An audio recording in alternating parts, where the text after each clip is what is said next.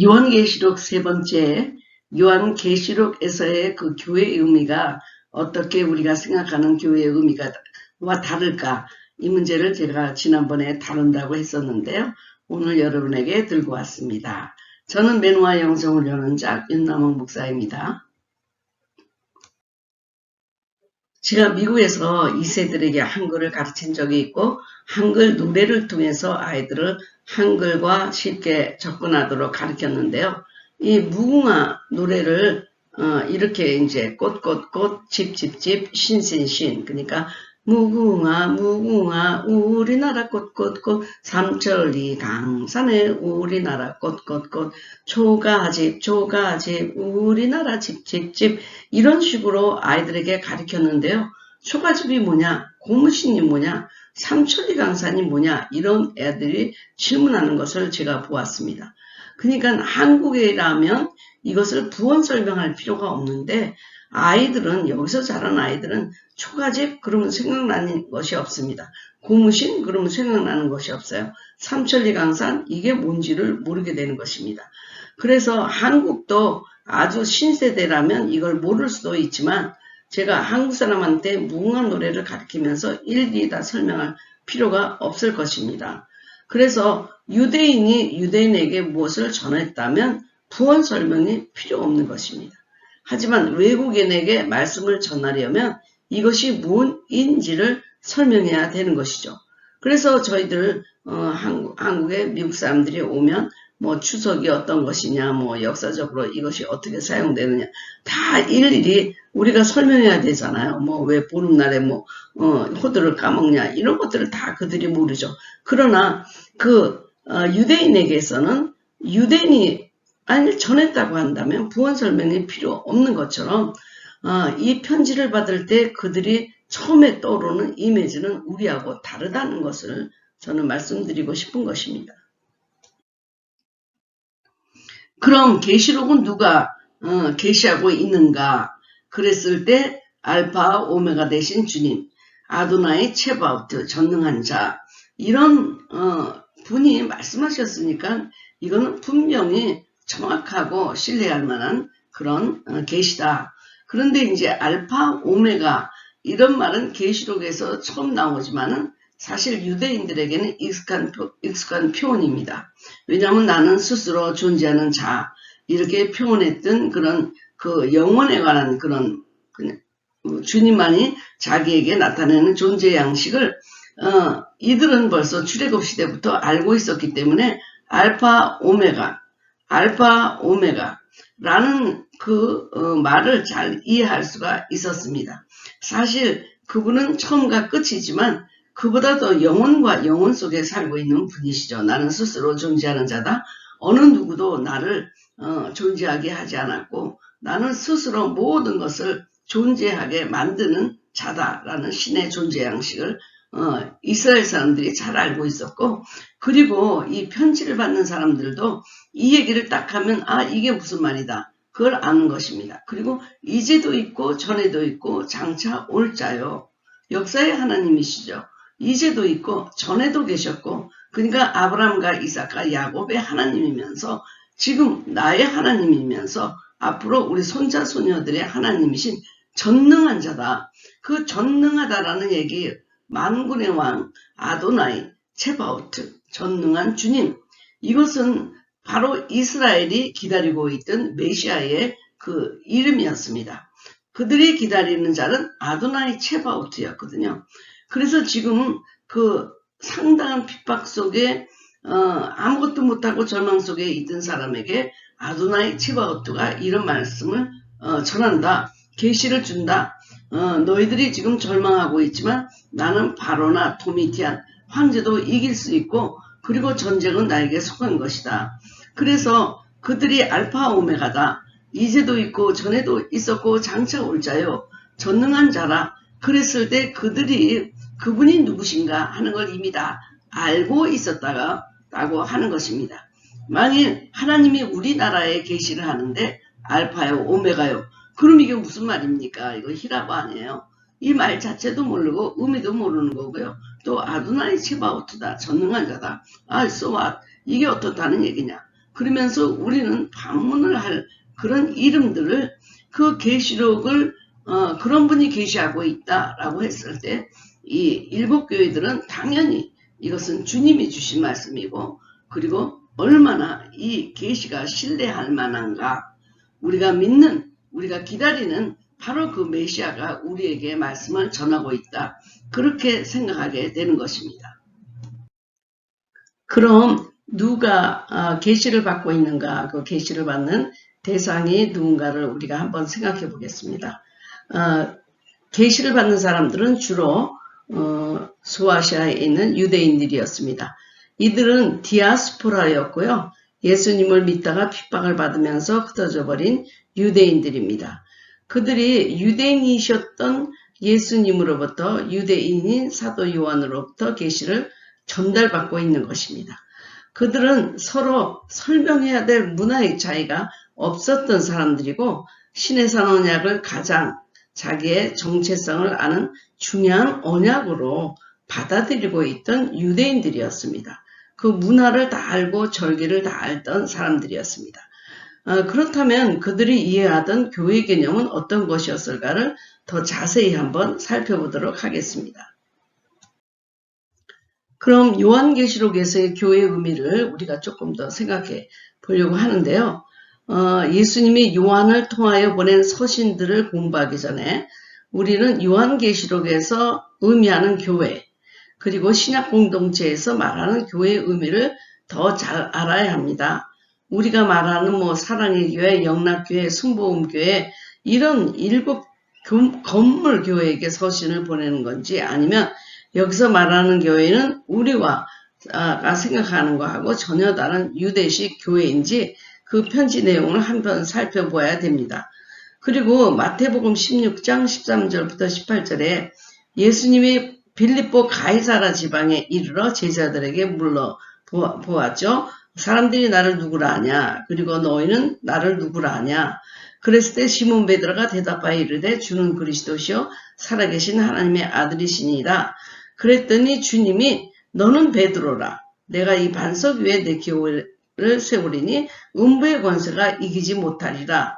이것도 우리가 이 반석이 어떤 의미인지 한번 요한계시록에서 얘기하는 반석의 개념 그러니까는 유대 민족들이 생각하는 그 반석의 개념 그런 것들이 어떨까를 다시 한번 유대적인 배경에서 우리가 생각해 볼 필요가 있는 것입니다.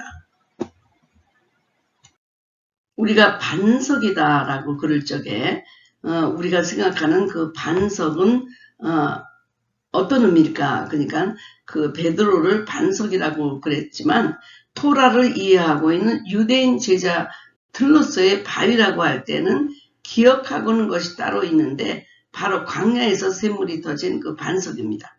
모세가 바위를 치자 물이 쏟았고 그들의 목마름을 해결해 주었습니다. 시편에서는 건축자가 버린 돌이 있다고 말씀하시는데 여기서 말하는 바위나 그 바위나 제자들에게 말한 바위나 모두 예수 그리스도이신 것입니다. 그래서 베드로가 고백한 신앙 위에 교회를 세운다는 말은 바로 예수 그리스도가 반석이시며 예수 그리스도의 교회를 세우신다는 말씀입니다. 물론 베드로가 반석이라고 얘기했지만 지금 이 사용하는 말이 베드로를 가리킨 말인지 반석 대신 주님을 의미하는 것인지를 분별해야 될 것 같은데 하지만 토라를 공부하는 사람들이 어떤 반석을 생각했을까 이게 더 가까운 정답이라고 생각합니다. 그러니까 베드로가 그렇게 대답을 하였다고 하더라도 반석 위에 그리고 안드레가 대답했다고 해도 반석 위에 그 말을 주님이 쓰셨을 것입니다. 왜? 반석은 예수 그리스도를 의미하기 때문입니다. 영원한 반석이 되신 그리스도를 우리가 한번 생각해 보면요. 고린도전서 10장 4절에 다 같은 신령한 음료를 마셨으니 이는 그들을 따르는 신령한 반석으로부터 마셨음에 그러니까 그것이 신령한 반석이었다는 것입니다. 그 반석은 곧 그리스도시라. 그러니까 주님이 생수잖아요. 생수, 생명의 그 물이기 때문에 그 신령한 음료는 그냥 바위에서 터져나온 물이라기보다는 주님을 가리키시는 예표하는 그런 반석의 물이었습니다. 또 신명기 32장 4절에 그는 반석이시니 그가 하신 일이 완전하고 그의 모든 길이 정의롭고 진실하고 거짓이 없으신 하나님이시니 공의로우시고 바르시도다. 그러면서 신명기에서는 그를 반석이시니 그렇게 아주 선포하고 있습니다.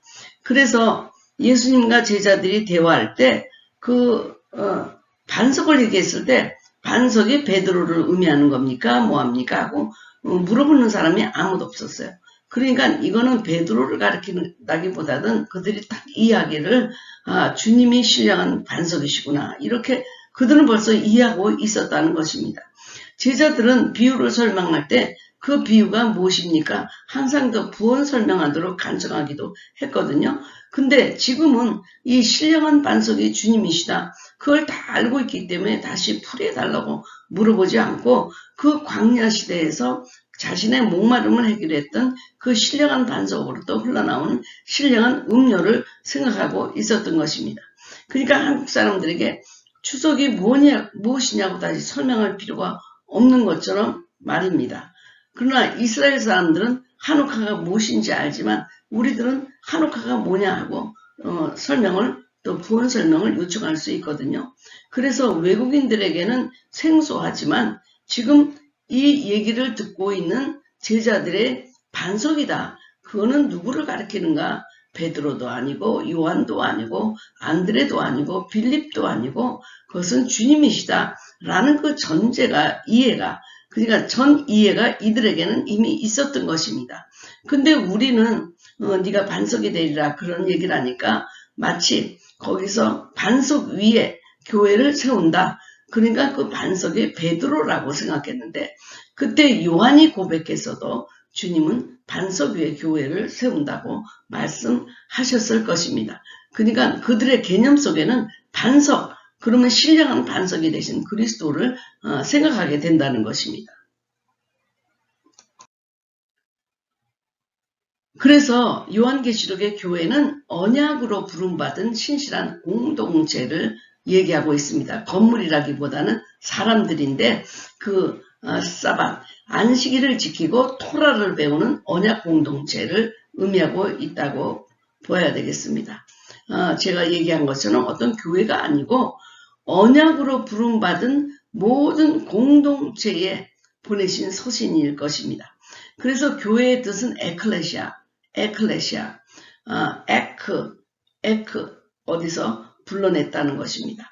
그러니까 어둠으로부터 복음에 의하여 빛으로 불림을 받은 공동체고 그래서 유대 공동체에서는 그것이 바로 회당이었습니다. 시나고그 또 회중이라는 뜻으로 불림을 받은 자 이런 뜻입니다.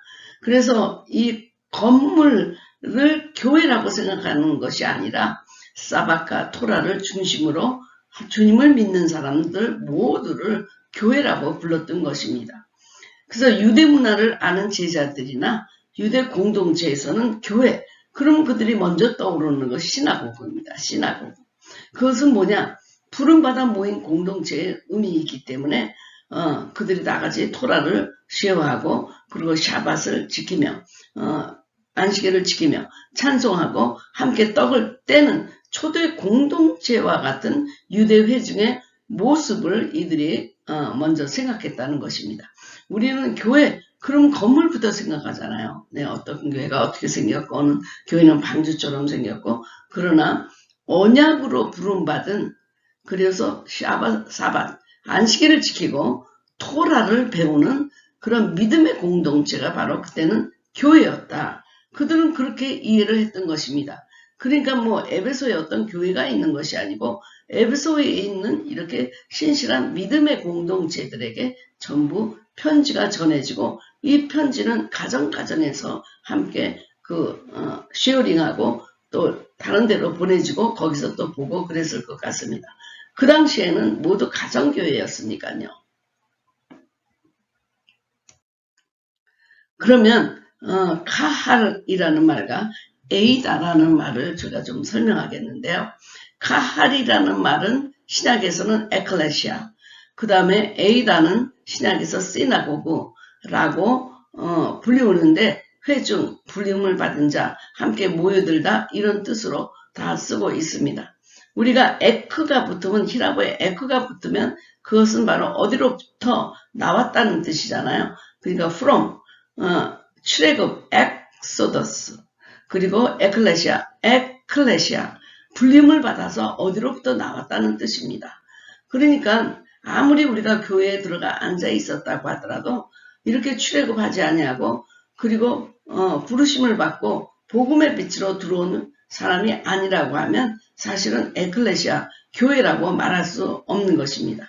그래서 그들은 초대교회에서는 무슨 카할이라고 얘기했을 때 건물이 없어요. 이 건물은 나중에 콘스탄티누스가 국교로 지정할 때부터 건물이 생겨나기 시작한 것입니다. 여기에 이제 아포스텔레오가 있죠. 아포스텔레오는 파송한다, 보낸다 그런 뜻이죠.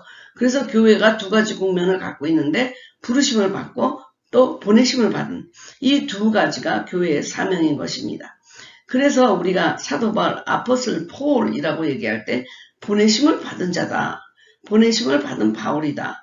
그래서 그 아포슬이라고 할 때는 그때는 좁은 의미의 사도시대는 이미 끝났지만 그러나 지금도 보내심을 받은 자들을 우리가 사도라고 부르는 것입니다.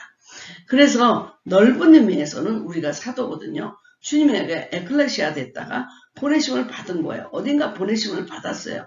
우리의 사명이 그것을 섬기도록 보내심을 받았습니다. 그러면 이것을 넓은 의미에서 사도라고 말할 수 있는데 사도를 12명에게 국한시키는 것은 저는 타당하지 않다고 생각합니다. 다 사도겠느냐? 다 사도겠느냐? 네, 다 복음 전도자겠냐? 이랬을 때 그 사도는 보내심을 받았다라고 하는 넓은 의미의 사도이기 때문에 저도 사도라고 생각하고 있습니다. 네. 그래서 좁은 의미의 사도가 있지만 넓은 의미의 보내심을 받은 자를 다 사도라고 부른다. 그래서 카할과 에이다를 그들이 생각했을 때 받아들였을 때 먼저 이렇게 아주 큰 성당을 기억한 게 아니라 바로 믿는 그 공동체, 가정에서 예배를 드리고 샤밧을 함께 지키고 회당에 가서 아버지가 말씀을 받고 오면 그리고 가족에게 전달하고 이러는 어떤 믿음의 공동체들을 생각했을 것이다. 저는 생각합니다. 우리는 그런 거 생각 안 해요, 지금. 왜? 시대가 다르기 때문에 그 콘스탄티누스가 크리스찬을 그렇게 하면서 큰 건물들을 세웠잖아요. 그래서 우리는 그런 개념을 갖고 있지만 초대교회는 하칼이라는 개념으로 갖고 이 말씀을 들었다는 것입니다. 또 사도행전 7장 38절에 스데반이 죽으면서 설교했던 시내산에서 말하던 그 천사와 우리 조상들과 함께 광야교회에 있었고 또 살아있는 말씀을 우리에게 주던 자가 이 사람이다. 그랬을 때 이 광야교회라는 것이 정말 무슨 건물이 있었던 것인가? 아닙니다. 광야에서 부르심을 받은 자들이란 뜻으로 광야교회. 건물이 없어서도 그것은 그들 회중은 광야교회였던 것입니다.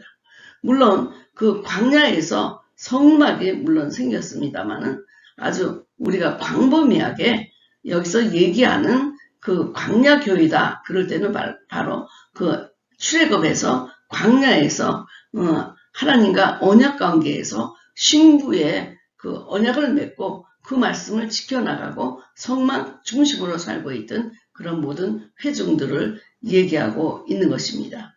그래서 우리가 본래 볼 때 회당이나 시나고그로 원어가 되어 있습니다. 처치라는 말은 교회 거기서 사용하지 않고요. 사도 바울은 한 번도 처치라는 말을 사용하지 않았습니다. 회당 혹은 시나고그로 그렇게 사용되었는데 그것이 바로 하나님께서 그렇게 부르신 어둠 속에서 복음 가운데 부르셔서 믿는 자들로 토라를 읽으며 그리고 사밧을 지키는 언약의 공동체라는 뜻입니다. 거룩한 부르심을 받은 공동체에서 우리가 바벨론 포로 시대 때 시나고그가 생겼습니다. 왜냐하면 그들이 거기에서 그 이스라엘 역사를 배웠거든요. 네. 그래서, 그러나 이제 우리가 또 한번 교회 개념이 발전되죠. 그것이 뭐냐면 지성소라는, 시간의 지성소라는 이 교회 개념입니다. 에스겔은 자기 예루살렘 성전이라는 성전을 잃어버렸거든요.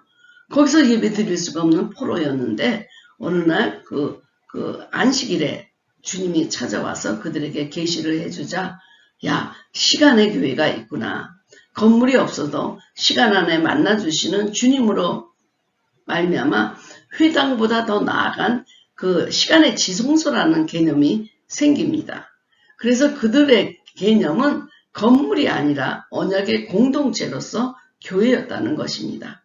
우리 313년 콘스탄틴 대제가 아주 큰 성당이라는 것을 세우고 다들 거기 와서 예배 드리게 하고 그 유대민족의 가정교회를 말살해버렸잖아요. 그 다음부터는 우리가 교회로 모여서 전부 예배를 드리는데 아주 큰 베드로 성전이니 그런 성전에서 모이는 개념으로 바뀌었던 것입니다. 그들은 건물이 없어도 정말 언약의 사람들로서 흩어져 살고 있었는데 지금 유대인에게 회당이나 칼이라는 개념은 움직이는 개념, 역동적인 개념,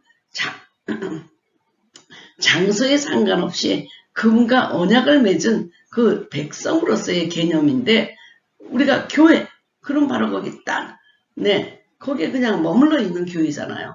여기는 언약의 백성의 개념이기 때문에 움직이는 개념, 역동적인 개념, 한 사람 한 사람이 증인의 개념, 그렇게 살아 움직이는 그런 개념으로 사용이 되고 있었습니다.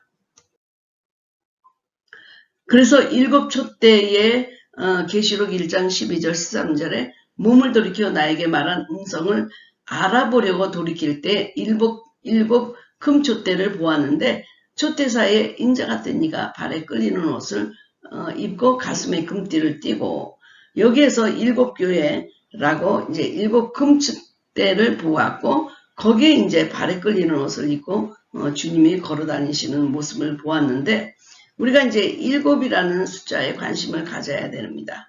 그래서 지금 이 편지를 받은 일곱 교회는 일곱 금촛대, 그럼 또 생각하는 게 있습니다. 메노라입니다. 메노라.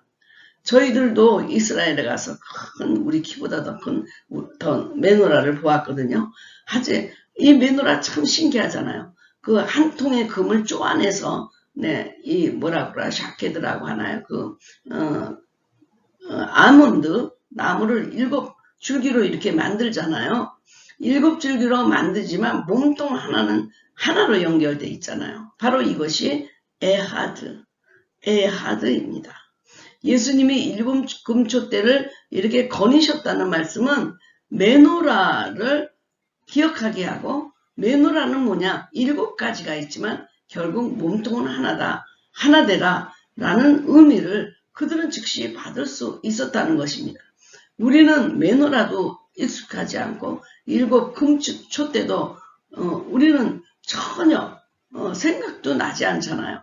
그러나 그들은 먼저 주님의 계시의 편지를 받았을 때는 바로 메노라 거니시면서 일곱 교회를 보내지만 몸통은 하나니까 너희가 하나가 되라, 이런 메시지를 벌써 그들이 받았다는 것입니다. 에하드를 좀 더 설명해 보겠는데요. 유일한 하나로 번역된 히브리어 에하드는 우리들이 생각하는 1, 2, 3, 4의 아하하고는 다른 뜻을 가지고 있습니다. 에하드는 전혀 다른 것들이 완전하게 연합하여 하나가 되는 것을 의미합니다. 빛과 어둠, 낮과 밤이 연합하고 하나가 되어 하루, 에하드가 됩니다. 남자와 여자가 연합하여 한몸, 에하드가 됩니다. 그래서 남자와 여자를 만드시고도 주님이 한 몸을 이뤄서 연합하는 것을 또 원하셨잖아요. 그래서 이것처럼 일곱 교회를 다니시는 그분은 일곱 교회가 하나됨을 원하고 계셨는데 바로 그것이 메노라입니다. 스가랴 14장 9절에 여호와께서 천하의 왕이 되시리니 그날에는 여호와께서 홀로 한 분이실 것이요 그의 이름이 홀로 하나이실 것이다. 우리는 그 하나라고 할 때 우리 주님이 그 한 분이신 하나님 그럴 때 그 한 분이 복합적 한 분이라는 거를 제가 가르쳐 드렸잖아요. 네, 하나가 아니다. 하나가 아니고 거기에 성부, 성자, 성신의 복합적 하나. 그래서 L이 아니고 엘로입니다. 얘기했는데 그 L 성부, 성자, 성신이 본질은 똑같잖아요. 그러면서 그분은 언제나 한 분이시다. 한 분. 성부, 성자, 성신은 한 분이시다. 에하드. 우리가 믿는 하나님은 이렇게 복합적 하나입니다. 제가 지난번에 복합적 한 분을 설명해 드릴 적에 이렇게 포도 송이, 그러면 송이가 하나지만 거기에 포도들이 많지만 우리가 포도 알이 100개다. 그렇게 얘기하지 않고 한 포도 송이라고 얘기하는 복합적 하나.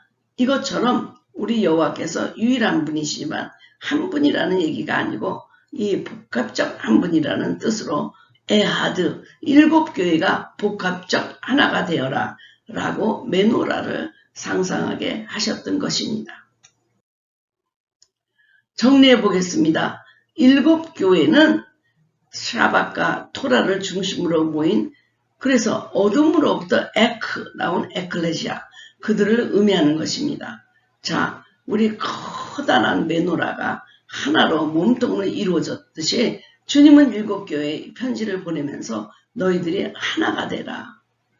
그들이 하나가 될 수 있는 것은 바로 샤밧을 지키고 토라를 중심으로 모인 회중이기 때문입니다. 메노라를 거리시면서 그런 메시지를 주고 있다는 것은 우리는 못 발견해요. 바로 그 시내산 언약을 기억하고 있는 유대인 제자들은 벌써 거기서 딱 머리에 떠오르는 것입니다.